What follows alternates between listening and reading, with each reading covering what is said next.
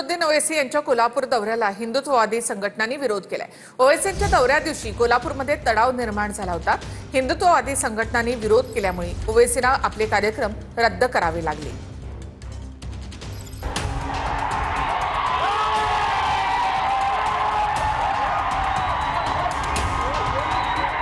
एमआयएमचे अध्यक्ष असदुद्दीन ओवैसींच्या दौऱ्या दिवशी कोल्हापुरात तणाव निर्माण झाला। असदुद्दीन ओवैसी बागल चौकातील मशिदीत नमाजसाठी येणार होते, मात्र याला हिंदुत्ववादी संघटनांनी विरोध केला। ओवैसी हे भडकाऊ भाषण करतात, त्यांच्या भाषणामुळे तणाव निर्माण होऊ शकतो। नवरात्र उत्सवात त्यांच्या कार्यक्रमांना परवानगी देऊ नये अशा मागण्या करत हिंदुत्ववादी संघटनांनी विरोध केला। कोल्हापुरात एमआयएमच्या नव्या कार्यालयाचं उद्घाटन होणार होतं। त्यानंतर पत्रकार परिषद घेत ओवैसी इचलकरंजीत सभा घेणार होते। याला हिंदुत्ववादी संघटनांनी विरोध केलाय। इथं येऊन ते काहीतरी 15 मिनिटं हटाव, काहीतरी आय लव्ह यू वगैरे असल्या काहीतरी विषय ते काढतील आणि इथलं जे धार्मिक आणि सलोख्याचं वातावरण ते बिघडून टाकणार। म्हणून जर ते तिथं आलेच तर आम्ही इथं महाआरती करू असा आम्ही इशारा दिलेला। हा ओवैसी कायम हिंदू विरोधी बोलतोय, म्हणून कोल्हापूरमध्ये येणार असं समजल्यानंतर आम्ही एसपी साहेबांना निवेदन दिलं की त्याला इथं कोणत्याही कार्यालयाच्या उद्घाटनाला येऊ द्यायचं नाही।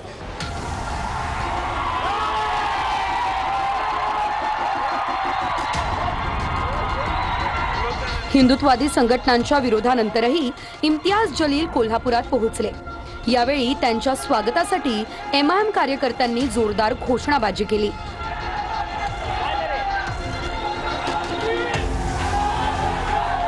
या देश कुणाचा बापाचा नाही आहे।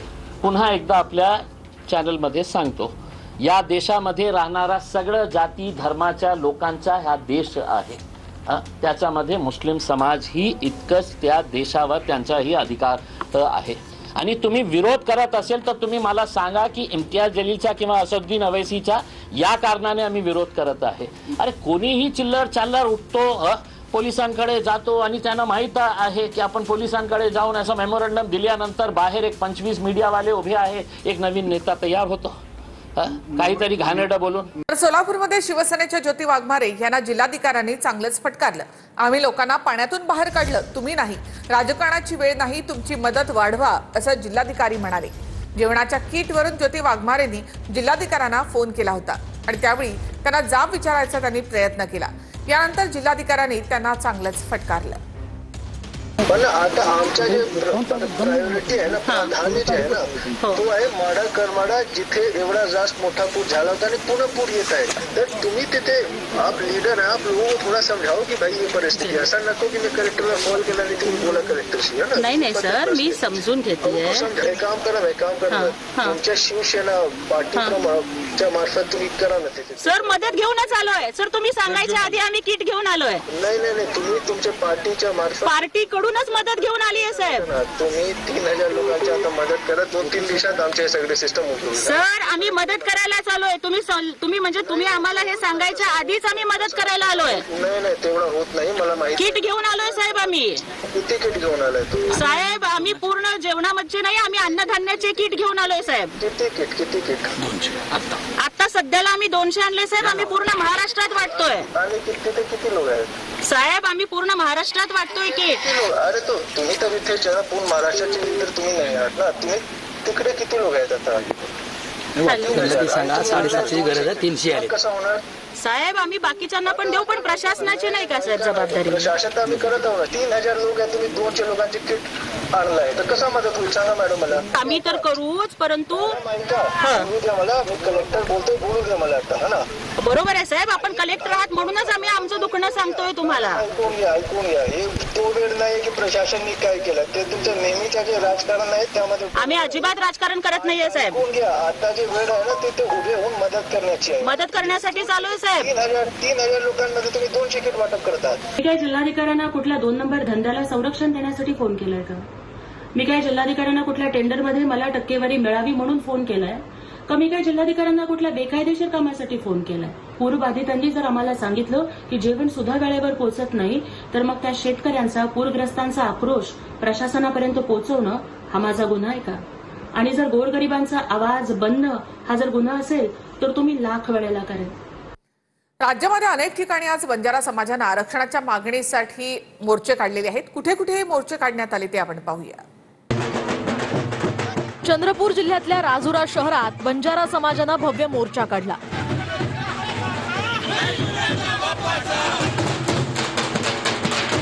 बंजारा समाजाला अनुसूचित जमातीत आरक्षण देण्यासाठी बंजारा समाज एकवटला.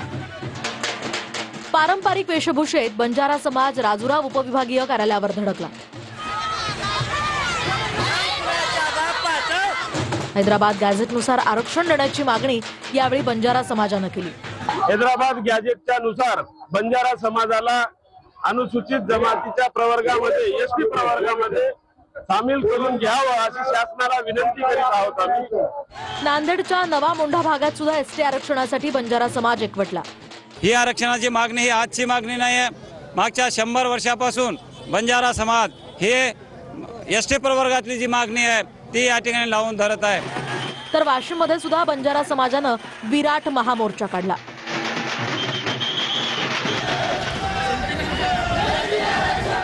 वाशिम कृषी उत्पन्न बाजार समितीपासून या मोर्चाला सुरुवात झाली. तर बदलापूरमध्ये मराठीबद्दल अपशब्द वापरल्याच्या आरोपातून भाजी विक्रेत्याला मनसैनिकांनी चोप दिला.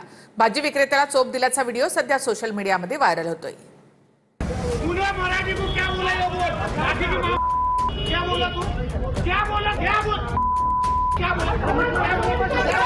बदलापुरात मराठीबद्दल अपशब्द वापरणाऱ्या भाजी विक्रेत्याला मनसैनिकांनी चोप दिला.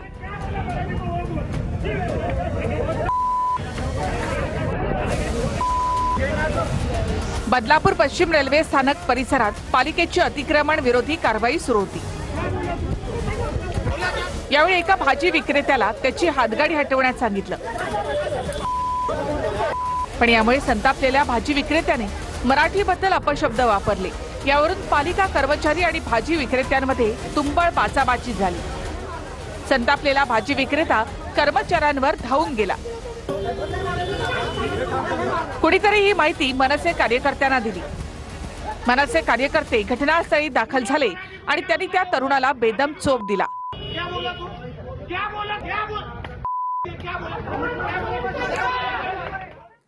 आरएसएसच्या कार्यक्रमाला सरन्यायाधीश भूषण गवई यांच्या मातोश्री डॉक्टर कमलताई गवई हे उपस्थित राहणार नाहीत. कमलताई गवईंचे उपस्थित न राहण्याबाबतचं एक पत्र व्हायरल झालंय. माहिती नसताना नाव टाकल्याचं माजी lady governor doctor Kamaltai Gavai यांनी स्पष्टीकरण दिलं आहे. देशाचे सरन्यायाधीश भूषण गवई यांच्या आई राष्ट्रीय स्वयंसेवक संघाच्या कार्यक्रमाला प्रमुख अतिथी म्हणून हजर राहणार आहेत की नाही याबद्दल अजूनही संभ्रम आहे. काल कमलताई गवईंच्या नावे एक पत्र व्हायरल झालं होतं, ज्यामध्ये आपण पक्के आंबेडकरवादी असून संघाच्या कार्यक्रमाला जाणार नाही असा उल्लेख होता. पण कमलताईंचे पुत्र आणि सरन्यायाधीशांचे बंधू राजेंद्र गवई यांनी त्या सर्व चर्चांना खोटं ठरवलं.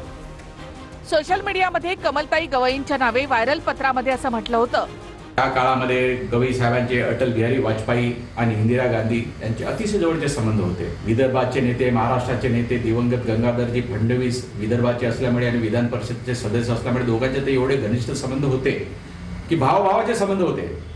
परंतु विचारधारा त्यांची नेहमी वेगळी राहिली. तेव्हा एखाद्याच्या कार्यक्रमाला गेलं की आपली विचारधारा बदलेल असं मुळीच नाही. एकमेकाच्या कार्यक्रमात गेलं पाहिजे अशा मताचा मी आहे. न्यायाधीशांच्या आई आहेत त्या तो अँगल घेऊन बघितलं जातं. त्या आई आहेत हे खरं आहे ना, त्या राजेंद्र गवईच्याही आई आहेत. हा एक दुसरा भाग आहे की त्यांचा मुलगा तर सरन्यायाधीश आहे, पण याचा अर्थ सरन्यायाधीशांनी त्यांना व्यासपीठावर नाही बोलावले. सरन्यायाधीशांना थोडी बोलावले, त्यांच्या आईला बोलावले. की संविधानाप्रती आम्ही प्रामाणिक असल्यामुळे संघाच्या कार्यक्रमाला कदापि जाणार नाही याची सगळ्या महाराष्ट्रातल्या जनतेनं नोंद घ्यावी. विजयादशमी हिंदू संस्कृती असली तरी आम्हाला धम्मचक्र प्रवर्तन दिन अशोका विजयादशमी महत्वाची आहे.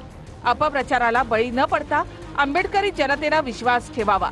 मला विश्वासात न घेता किंवा लेखी होकार न घेता आरएसएसचं हे षडयंत्र आहे. निमंत्रण मी स्वीकारलेलं नाही. मात्र पहिल्या वाक्यात बोलताना आईंनी आमंत्रण स्वीकारल्याचं राजेंद्र गवई यांनी म्हटलंय आणि नंतरच्या वाक्यात त्यांनी अद्याप निर्णय घेतला नसल्याचं सांगितलेलं आहे. दुसरीकडे होकार मिळाल्याशिवाय संघ पत्रिकेमध्ये नावच छापत नाही असं संघाचे जाणकार म्हणतायत. 3 ते 5 तारखेला संघाचा कार्यक्रम अमरावतीत होत आहे आणि त्या कार्यक्रमाला आई साहेबांना निमंत्रण भेटलेलं आहे. नाही, आई साहेबांनी ते निमंत्रण स्वीकारलंही आहे. मी आई साहेबांना तर सांगेल की अजून आई साहेबांनी निर्णय घेतलेला आहे. तुम्ही कोणताही निर्णय घ्या, एक मुलगा म्हणून आणि रिपब्लिकन पार्टी ऑफ इंडियाच्या सरचिटणीस म्हणून मी खंबीरपणे त्यांच्या पाठीमागे उभा राहील. संघाकडनं अधिकृतरित्या जे सांगितलं जातं ते ज्यावेळेला त्यांना त्याचं पत्र मिळतं किंवा होकार मिळतो त्याच वेळेला ते नाव घोषित होतं. त्या नावाप्रमाणे कमलताई गवईंचं नाव घोषित झालं. अंगावर सोनं घालून फिरणाऱ्या पुरुषांवर अजित पवारांनी मिश्किल टिप्पणी केली आहे. पुण्यामधल्या रांका ज्वेलर्सच्या उद्घाटनाप्रसंगी अजित पवार यांनी ही मिश्किल टिप्पणी केली आहे. पाहूयात. गोल्डन मॅन म्हणून देखील काहींची ओळख आहे, काहींनी तर सोन्याचे कपडे शिवलेले होते, तेही आपण बघितलेले, पण ते अति होत आहे. आणि माझ्या पुरुष मंडळींना सांगायचंय, तरुणांना सांगायचंय की सोनं आपल्या मातेच्या, आपल्या पत्नीच्या, आपल्या बहिणीच्या, लाडक्या मुलीच्या अंगावर शोभून दिसतं. पुरुषांच्या अंगावर सोनं शोभून दिसत नाही. त्याच्यावर त्या भानगडीत काही पडू नका. उगीच आपण त्या बैलाला एखादी साखळी घालतो तशा प्रकारच्या साखळ्या सोन्याच्या घालतात आणि येतात समोर. खरं तर ते त्यांच्या पैशाने येतात. मला त्याच्याबद्दल काही बोलण्याचा अधिकार